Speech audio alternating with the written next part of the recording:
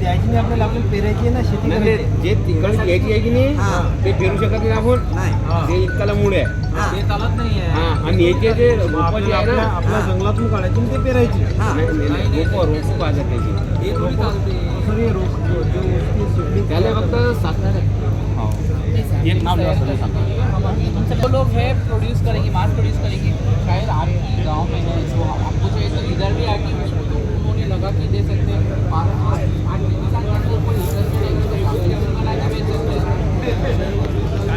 फक्त पाला पाला पाला मला पाहिजे पाला पाला मला तुम्ही पाहिजे तेवढा तुम्ही मला 100 टन जरी रोज दिला तरी मला घ्यायला म्हणजे शेवग्याचा पाला पण त्याच्यामध्ये शेवग्याचा पाला चालत नाही स्पेशल लागवडच सेपरेट व्हरायटी आहे मलईपट्टी नावाची तुम्ही जर म्हणताल मी ओडीसी 3चा पाला देतो नंतर मग पीकेएम 2चा देतो रोहित 1-2चा देतो तसा पाला चालत नाही फक्त मलईपट्टी व्हरायटीचा पाला चालतो व्हरायटीचं नाव लिहून घे पाल्यासाठीच पैसे बघा 1 किलो सुरुवातीला आणि आपण काय करतो शेवग्याच्या शेंगाचं कोणी केले का शेंगा कसा वर्षातून 2दा येतो 6 महिने त्याला सांभाळावं लागतं पाण्याला तसं नाही तुम्ही आज बी लावा 2.5 महिन्यानंतर तुमची पहिली छाटणी त्याच्यानंतर जर वातावरण चांगलं असेल खतं पाणी व्यवस्थित दिलं असेल दर 40 ते 45 दिवसांनी छाती एवढं झाड झालं 4.5-5 फूट काप आहे 4.5 फुटाचं काप आहे आपल्याला तिथं फुलं घेऊन जायचे ना तिथे शेंगा घ्यायच्या त्याला धंद्यात पाले जातात सुरुवातीला जेव्हा येतो तेव्हा सिंगल काठी आहे मग जेव्हा तुम्ही कापता पहिली कापली तेव्हा त्याला 25 फूट मग तोच 5-5 काड्या आल्यामुळं पाला 5 पट होतो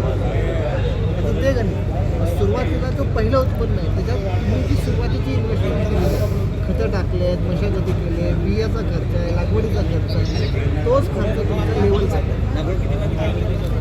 2 फूट बाय 1 फुटावर एका एकरात 16,000 झाडं बसतात ते एकदम दाट लागवड करताय जंगलसाठी दाट लागतं तेव्हा तर आपला पाला पाहिजे ना वाळलेला पाहिजे पहिल्या छाटणीला सरासरी त्याच्यानंतर जसं छाटण्या वाढत जातं तसं फांद्या वाढत जातात ब्रांचिंग वाढते पाल्याची क्वांटिटी वाढते सेकंड ॲव्हरेज 300 किलोचं पकडून चालेल 300 किलोला मी 100चा जरी भाव दिला तर तुम्हाला 30,000 रुपये त्याला फक्त छाटणीचा खर्च 5,000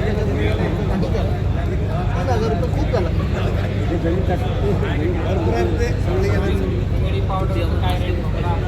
हे पावडरला साधारणतः 150चा रेट मिळतो पावडर तुम्ही 150ला घ्या किंवा व्हरायटी कोणती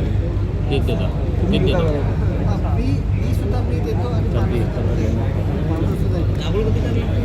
आता सीझन आहे कारण की याला सगळ्यात पाणी कमी लागतं पाणी जास्त झालं की पावसाच्या दिवसात लावतात पाला पिवळा पडणार पाला येणार नाही पावडर खराब होतं याला आता येईल आता लावा म्हणजे मुळं मोठी पावसाळ्यात राहील आपण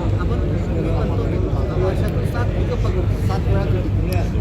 पावसाळा जर खराब होतं मागच्या वेळेस पाऊस पडला पावसाळ्याचं पीक 2 पिकं सोडून तर 5 वेळा तरी छाटणी होणार म्हणजे होणार त्याला पाणी कमी लागतं पाणी जास्त देतं पाणी पिवळी पडणार तर पाण्याची क्वालिटी खराब होते पावडर तुम्हाला ग्रीन कलरची पावडर पाहिजे नाहीतर शेंगा वगैरे येतं शेंगा नाही सर तुम्हाला काय म्हटलं शेंगाचा धंदा करायचाच नाही बरं त्याला सावलीमध्ये सुकवावं लागते ना सावलीमध्ये सुकवा किंवा उन्हामध्ये सुकवा पण असं कडक ऊन असेल तर सकाळी 10-11 वाजता सुकायचं 2-2.5 तास काढून घ्यायचं वाळून जातो पाणी सोलर ड्रायरवरती आपल्याला सुरुवातीला खर्च करायचा नाही